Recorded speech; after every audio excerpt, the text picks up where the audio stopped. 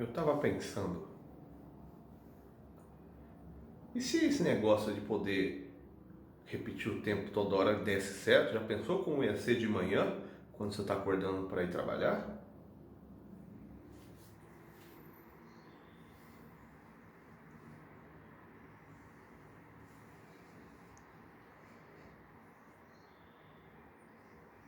Ixi, não tocou. Ai.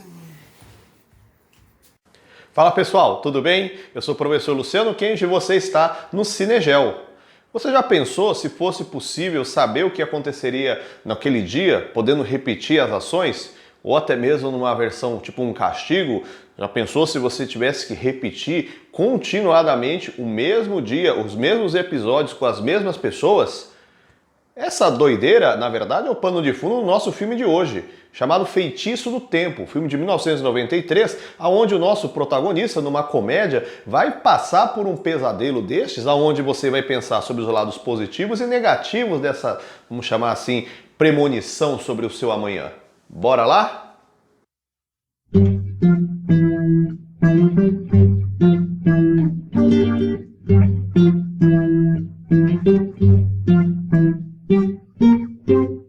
Feitiço do Tempo, Groundhog Day, filme dirigido por Harold Ramis de 1993, protagonizado por Bill Murray e Andie MacDowell. O protagonista de Bill Murray chama-se Phil, ele é um meteorologista e está numa cidade do estado da Pensilvânia para cobrir o Dia da Marmota.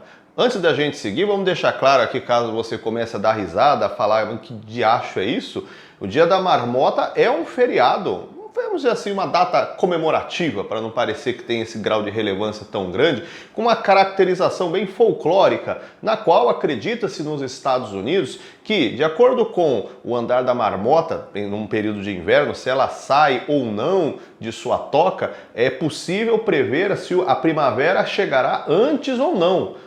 No caso, há uma celebração na expectativa de verificar se a marmota vai ou não sair de sua toca nesse finzinho de inverno, e ele está indo cobrir, fazendo uma matéria, né, dessa grande festividade na cidade.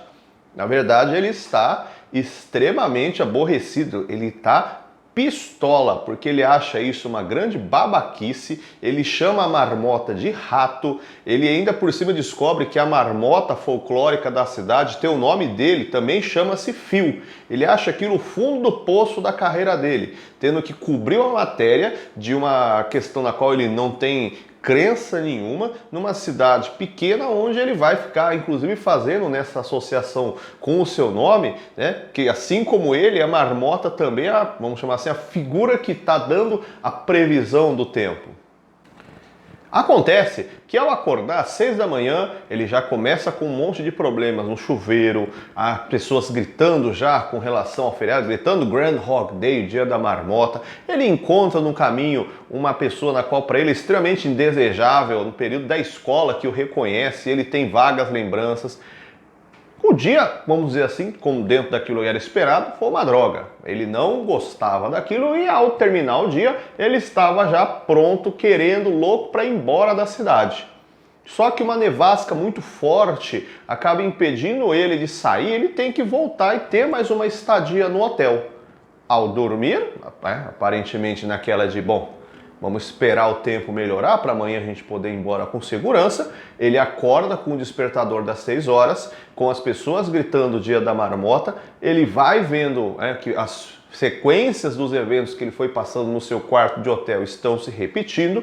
E, estranhamente, ao analisar calendário, conversar com as pessoas, ele voltou para o dia anterior. Ele está no Dia da Marmota mais uma vez, sem entender absolutamente nada, achando que pode ser algum delírio, alguma visão, talvez ele esteja ainda sob efeito de algum entorpecente que ele acabou inalando, bebendo, cheirando, sei lá, ele não está entendendo nada e começa a conversar com as pessoas, ver se é uma pegadinha, se é algum tipo de sacanagem de alguém, até que ele realmente percebe, não, alguma coisa de estranho aconteceu e voltou para o Dia da Marmota.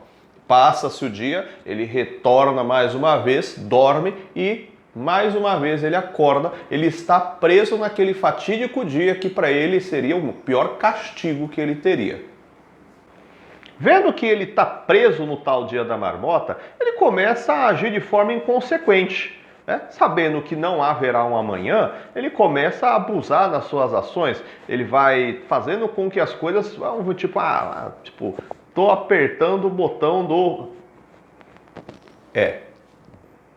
E por causa disso, essa grande sequência, né, de repetidamente o mesmo dia, vai fazendo com que ele tenha a cada momento atitudes diferentes. Ele tenta suicídio, não adianta, ele retorna a acordar às 6 horas da manhã com o dia da marmota, ele começa então a ter ações diferentes com as pessoas e, vendo que ele já está preso nessa arapuca do tempo, ele começa a verificar como ele pode, inclusive, tentar ganhar o coração de uma pessoa na qual ele está, né, flertando, no caso a personagem de Andie MacDowell. Essa noção de temporalidade, de passagem do dia, ela existe por causa do chamado movimento de rotação da Terra. O movimento de rotação, deixando claro, não é apenas a Terra que a realiza, é uma movimentação que a gente pode definir como sendo o girar, o orbitar em torno do próprio eixo. Você está pensando aí, que droga que é essa girar em torno do próprio eixo? É também girar em torno de si mesmo, é fazer isso daqui. A Terra gira ao redor de si mesma e este movimento ele é responsável por originar essa percepção de passagem no período do dia. Isso porque a gente primeiro vamos fazer um aspecto histórico. Lá na antiguidade, né, na verdade até a Idade Média, acreditava-se que nós tínhamos uma posição, uma configuração geocêntrica no espaço. Geocentrismo significa que a ideia era que a Terra fosse o centro do universo, a Terra estaria estática e os astros, estrelas, planetas, Sol, eles orbitariam ao redor do planeta Terra. Isso porque, quando a gente observa o céu, há um chamado movimento aparente, né, do Sol, essa mudança no posicionamento, então acreditava-se que nós aqui da Terra seríamos a porção central do universo. Os estudos astronômicos constatam que a ideia geocêntrica estava errada e, na verdade, hoje sabemos que a configuração do universo é heliocêntrica, Hélios-Sol, ou seja, é o Sol que fica estático no centro do sistema solar e os astros, no caso os planetas, que orbitam ao seu redor. Mas essa questão do orbitar ao redor do Sol, isso é um outro momento, porque isso chama-se movimento de translação. Este ficará para um outro vídeo, para uma outra aula para nós discutirmos. A questão da rotação nos interessa pensando na ideia do filme, por quê? A rotação ela acaba definindo a variação dos períodos chamados dia e noite, porque para a Terra girar ao redor de si mesma, há um movimento de 24 horas de duração para ela realmente sair de um ponto e retornar a ele mesmo. E para isso a gente precisa pensar, precisa imaginar como isso repercute para nós aqui, falando de dentro da Terra, para a variação da chamada área ou períodos de insolação. Para explicar esse contexto, nós vamos fazer esse take às escuras. Especificamente, mostrando para vocês então qual é a ideia do efeito de rotação. Então, de novo, a Terra faz este movimento de girar ao redor de si mesma. Imaginando então que nós temos a Terra girando e o Sol em posição estática, iluminando, só que por causa do formato da Terra, da sua esfericidade e nesse contexto da rotação, repare que, por exemplo, nesta angulação, localizando o Brasil aqui, o Brasil está com a sua face voltada para a insolação, para a iluminação. Em compensação, aqui do outro lado, onde eu tenho, por exemplo, o Japão, que é um estereótipo que a gente tem, de saber que são de horas totalmente inversas ao Brasil, ele está totalmente às escuras. Agora, enquanto a Terra vai fazendo o movimento rotacional, repara que a face que está voltada para a porção iluminada, ela vai se alternando, da mesma forma como a face que está voltada para a parte escura. Então, nisso a gente tem sempre uma face da Terra, mais ou menos metade dela voltada para a parte ensolarada, né, voltada para a irradiação, e a outra não, dando a tal da variação do dia e da noite. Este movimento, então, eu comecei ali com o Brasil, para a Terra girar totalmente e voltar para a posição aqui, com o Brasil voltado para o Sol, é o que demora as tais 24 horas e é o que a gente socialmente padronizou com o nome de dia, né, o período de 24 horas. É por conta dessa variação que você viu que nós temos também a necessidade da formação, né, da padronização do chamado fuso horário.